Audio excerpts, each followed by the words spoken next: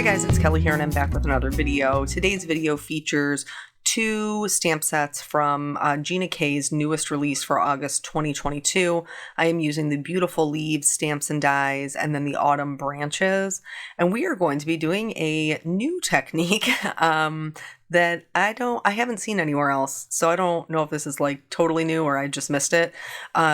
But I am going to be coloring my heat embossing with alcohol inks.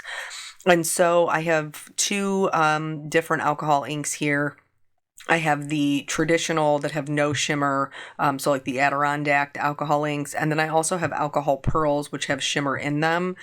Some alcohol blending solution. If you don't have that, you can use isopropyl alcohol. You want to do this in a well-ventilated area because there are quite a few fumes. And if you have a hand blower, you can use that. I just used a scrap piece of paper to kind of move the ink around. And this is different on all levels. So you remember yesterday when I was telling you in that video that like sometimes I get stamp sets that are not necessarily like for colorists, and I'm always like, what do I do with these? And so I just had some solid stamps that I had to come up, like I did the pigment ink stamping with, and then I got these and I was like, oh, some more solids. And so I started playing around and I came up with this and actually was super fun and really cool. So this is regular cardstock. This is not Yupo paper. It's not glossy cardstock. It's not any of that. It's regular Nina 80-pound solar white cardstock. I am inking up my stamps. I actually, just a fun little trick that maybe you could use. I re-inked my one of my embossing inks, and I got it too wet. And so in order to use up some of that ink, I've used it first, and then I cleaned it up with a drier ink pad, so my Versamark ink, so that way I can use up the ink that I've put in that first pad and still get a good image.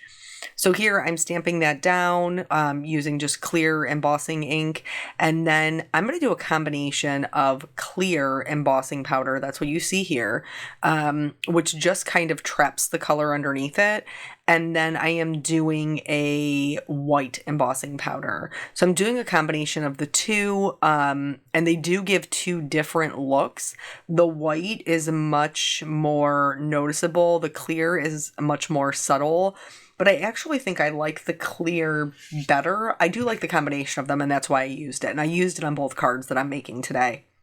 But I just think that it gives this super cool look when the clear, you're dyeing the paper underneath, essentially, underneath the embossing. So the clear leaves the texture and the shine of it, but then there's nothing else, whereas the white does color the embossing powder, but it is not as intense. So here I'm just showing you, I've heat set it, I've melted it. And even though we try so hard, this is me finishing the background, by the way. Even though we try so hard for super smooth embossing, there's always little like nooks and crannies when you're doing any sort of heat embossing. And I'm going to use that actually to my benefit today. By doing another technique that I have not tried before, and I tried on this. It was just like a day of play where I decided I was going to give this a try and see if it would work, and I really liked the way it looked, and so now I'm sharing it with you guys. So the same thing, inking up with a clear embossing, and then here I had to move this little guy over here to fill in the gaps, especially with if you're doing a background look and I wanted the full piece to be able to be used. You're going to get a look that is similar to pattern paper if you allow some of your stamps to go off of the edges. It just gives it a more kind of finished look versus if you just have your images kind of like for a background anyway, if you just have your images kind of stamped in the center. So again, doing the mix of the clear and the white, and then we'll heat emboss that, and then we're going to get into the actual coloring of this. I don't know if we'll have time for story time or not. We may. I'm not sure. It's still a 20-minute video, but there might be more talking about what I'm doing. Like, we'll see. We'll see how it goes. So if I get to story time, it's going to be me getting my hair done. Here, I'm just cleaning up some little extra areas where I got some embossing powder where I didn't want it. And I just do that with a paintbrush, or if I'm looking to get rid of just like a little granule or two, I use a like a craft pick. And then again, going to heat set this. You can tell that my paper is a little bit warped, even though I did heat this up before I brought it to my paper. Sometimes that just happens. It's going to flatten out by the end because of all the moisture that I'm going to put on it. But if that's an issue for you, once it's dry, you can always put it underneath a couple of heavy books, or you can put a piece of paper over it to protect it, and then run it through your like any embossing machine that you own, die cutting embossing machine, and it'll flatten it out. So here we go. Let's get to the colors. So excited. So these are the Adirondack inks that I am going to be using. And then these are the alcohol pearls. I have basically the same color palette for each one. I just wanted to show you the difference. For the alcohol pearls, though, you do need to make sure you're shaking it up. There is a little mixing ball in the bottom to start those pigments moving. And so you need to really, really shake it to make sure you get all the shimmer evenly dispersed throughout the rest of the alcohol ink. So this is going to look crazy. Crazy. Because I'm just going to drop ink right onto this paper, and then I'm going to put in some mixative, and you're going to be like, Kelly, this looks like a hot mess. And you will be correct yet again. We have that. I feel like we have that conversation all of the time. So while it's wet, you can move it around a little bit to get some of the ink to flow. It does not absorb into the paper immediately. There is still a little bit of wiggle room where it's sitting on top of like the embossing. And I will say this particular technique, like if you're just keep dropping it on top without moving any of it around with like a scratch piece of paper, or I don't know what else you would use. The hand blower. Like if you're not moving any of it around, this does take more product than traditional alcohol ink uses because it moves different. Here it's absorbing into the paper, where when you're using a Yupo or a glossy cardstock, it's sitting on top. So it is different, and it does use more product to just keep dropping it on there. However, I've had these alcohol inks for years, and I've never had to replace them. Now, I'm not using them every day, all day, but I mean, there's quite a bit in the bottle. So here I'm just adding more of that alcohol mixative, and then I am going to tilt my paper so you can see that it kind of runs, and then going to get that, it's just a scrap piece of paper that's on my desk, and you can see that even the pieces that I've done, like the parts that I've dropped down before, I'm still able to move quite a bit of that ink around. And so you can just kind of spread it around how you would like it to go, and doing it this way, it does stretch a little farther. If you get so much ink on one of your heat embossed, in this case leaves, then you're not really liking the way that it looks. If you put a drop of the alcohol, I called it an alcohol mixative, alcohol blending solution on top of the embossing directly, it will clean it up. It doesn't completely get rid of the color that's there, but it will lighten it considerably, and it'll move the pigments. So here, I'm really just getting crazy. I'm dropping down all kinds of colors. I'm not even paying attention to, like what's what. And then I will, this teal color, what is this even? Let me look. It's, what are you called, friend? Don't they say them right on there? I thought they did. This one does not. Why don't you? Everybody should have this. It's such a pretty color. I don't know. It's an Adirondack alcohol ink. Like I said, I bought mine in packs. I thought they all had names on them though, but apparently not, because I'm looking at this one and I gotta tell you, it ain't on there, y'all. So anywho, I'm just going to finish this up, and then I'm going to show you a different way that I tried to do it. I didn't like it as well, but I just wanted to show you a couple of options for this technique and how I kind of played around with it. So as far as story time, so I haven't had my hair done in ages, since Caitlin has come to this wonderful earth. Since she has made her sweet baby appearance, mommy has not had her hair done. And so we have our Caitlin's 9 months pictures coming up. We have my birthday, our wedding anniversary. And so like there's just a couple of occasions coming up, and I was like, I would really just like to have my hair done for those things. And so I made an appointment, and I had sacrificed part of my work day to be able to go and do it, because I have longer hair, and I typically get a highlight and a low light. That's usually my go-to. And so it just takes a long time. I know that I have to set aside a block of time for it. Let's go back to the card. So for these ones, I'm actually going to be using the felt pads. And so I did put down a little bit of the alcohol blending solution, and then I put down my alcohol pearl, and then just kind of like stamped, squished, smashed it on there. And you can see that it does work. It does put down the color, but it is not as intense. And I think that's the part that I was really missing. So if the other card was maybe like the color was a little bit too intense for you, too bright, that this might be another way to go and still do it.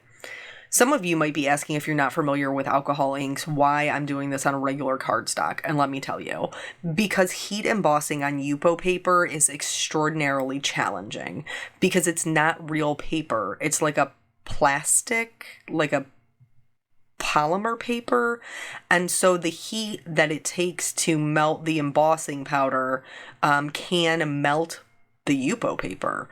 So you don't oftentimes see a lot of heat embossing on Yupo paper.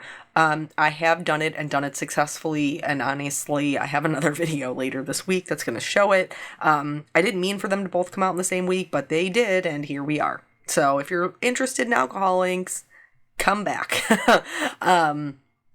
So anyway, I didn't love the intensity of this. Like, it is obviously, you can still dye in the paper, but the leaves are just not as prominent.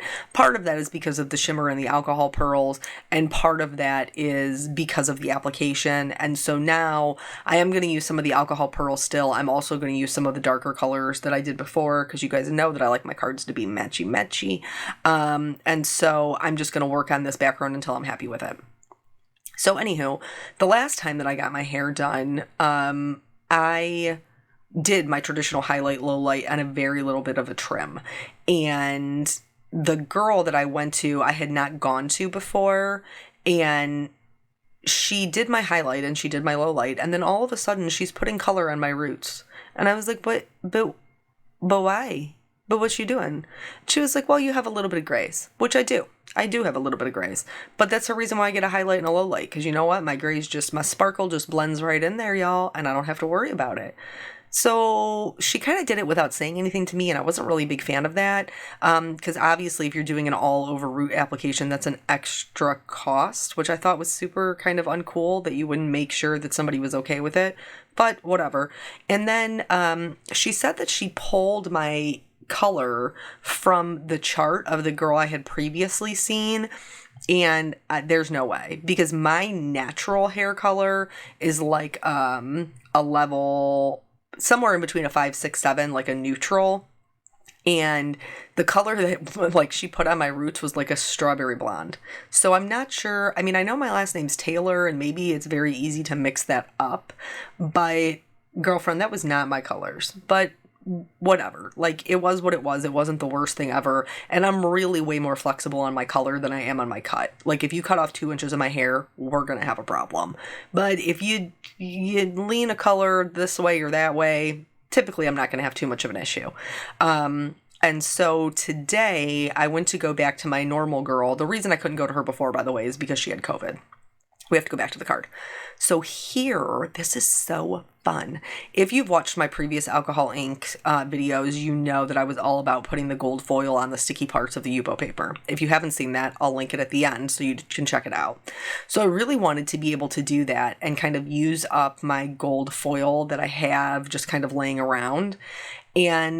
But there's nothing here to stick to because the alcohol ink absorbs in.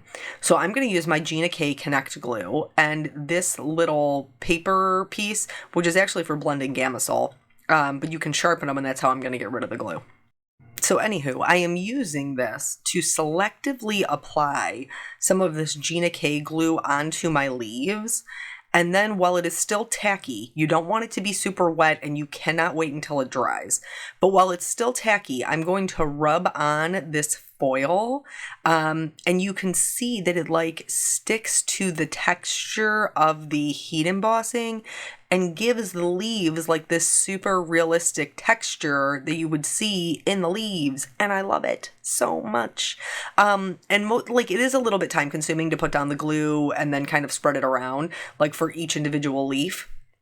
But the payoff for it is so good that it's worth it. To me anyway. And you could use any color foil that you wanted. I use gold because I like the gold with fall colors. And that's what I've got going on here. And so this is the one that I'm going, like, this is the completed piece. It's got all the gold foils on it. And you can see all the texture and the goodness, and it's fantastic. This is going to be our full background piece. For this one, which is the one that has the alcohol pearls on it as well, because I'm die cutting these out, I'm not going to take the time to go through and do the selective application. I'm literally going to go through, I'm going to put a couple of dots of glue and I'm going to spread them around with my finger. Like, that's all I'm doing because I'm going to be die cutting these out. So I don't really care where else that foil goes. I'm not reusing that background. If you were going to be reusing your die cut background, then I wouldn't recommend doing it this lazy way.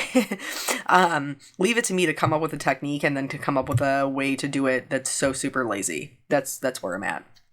And then it doesn't leave any of the leaves, like sticky or anything because the foil sticks to the glue.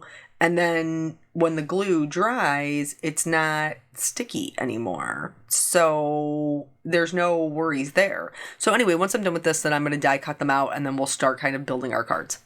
So anyway, so this new girl I had called, and the original girl, the reason I couldn't go see her in the in-between was because she had COVID.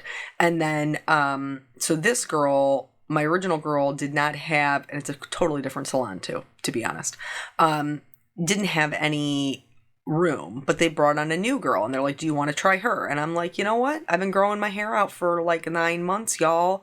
How bad could it be? I mean, honestly, how bad could it be? So I did book her. She was super nice. Really, it's so funny how like small world, because I still live in the same city that I grew up in. So there's always like somebody who knows somebody who knows somebody through work or cousin or school or whatever. And so we were chatting, and like I told her like I've had the same haircut for, the last like 15 years of my life. I want to keep it long. I don't want to lose too much length. I'm open on the color. And so we started looking at some pictures that I had pinned on Pinterest, and we selected one. She's like, I love this one. I think it's super beautiful. And I was like, hey, I'm here for it. Like, let's do it.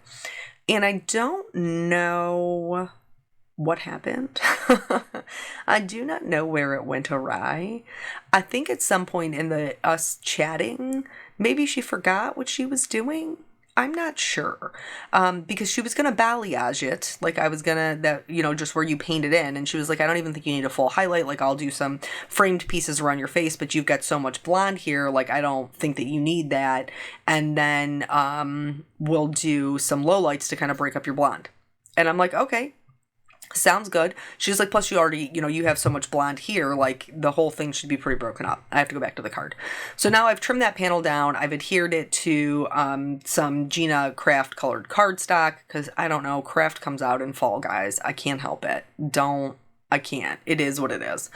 So here, I wanted this to be pretty simple because I wanted the background to shine. But Dawn from W+9, she does this little thing with like string in the background that looks so super cute. And so here I just have some gold string. I'm going to adhere the ends down to this exposed foam tape that I have. And then I'm just going to gently set down the rest of the gold thread and kind of pull it out and tuck it in how I would like. And then once I adhere my sentiment down, that will hold that string in place. And it's just like an extra little, I don't know, it gives it a little like, a little extra zhuzh or something to not just like a plain sentiment popped up on foam. It gives it a little extra something, and it doesn't compete with the rest of the gold either. It complements it. So I think that's a fun little thing. Here, the left-hand side you can see was my original game plan, and it's a no. It's a no thank you. I'm not interested. Please pass. So I originally was like, oh, it would be really cute if like these little bundles of leaves, like these little groupings of leaves had some like gold branches that came out. And I went crazy. Do you see how crazy that is? There's like all these branches. So I decided that I liked the cleaner version better. And so that is what I went with. And I'm going to then use the same liquid glue to build these. I'll first glue them to each other and then glue them down to the card as one full piece. So anyway, so I don't know what happened. I think that she started talking and started forgetting like what the game plan was, because she put in my highlights, and then like she's coming in and then she's kind of doing the same thing, like that all over root color, and like all the hairs in between I can see that she's adding the low light to. And I was like, but are you dyeing all of it? Like all the hairs? And she was like, oh, yeah, I mean, I can leave some out if you want me to. And I was like, but I thought that's what we had talked about. So then she started leaving some out. So I have to tell you, it's not what we talked about. It is still pretty. It is substantially darker than the photo that we looked at and discussed. It is definitely better than what I went in with. So no complaints there. I still tipped her. I told her thank you, all of those things.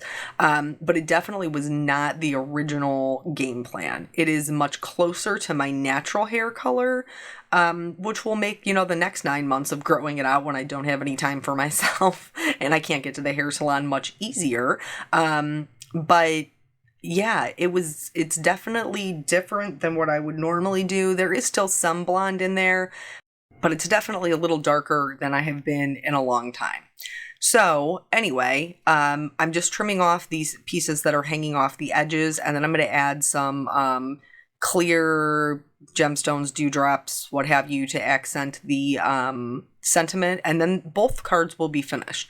So if you have not been over to check it out yet, I would encourage you to do so. Gina has a extra large release this time around, and it's beautiful. I hope that you are inspired by this technique. I hope that you will give it a try. I always appreciate your time, and I will catch you guys on the next video. Bye.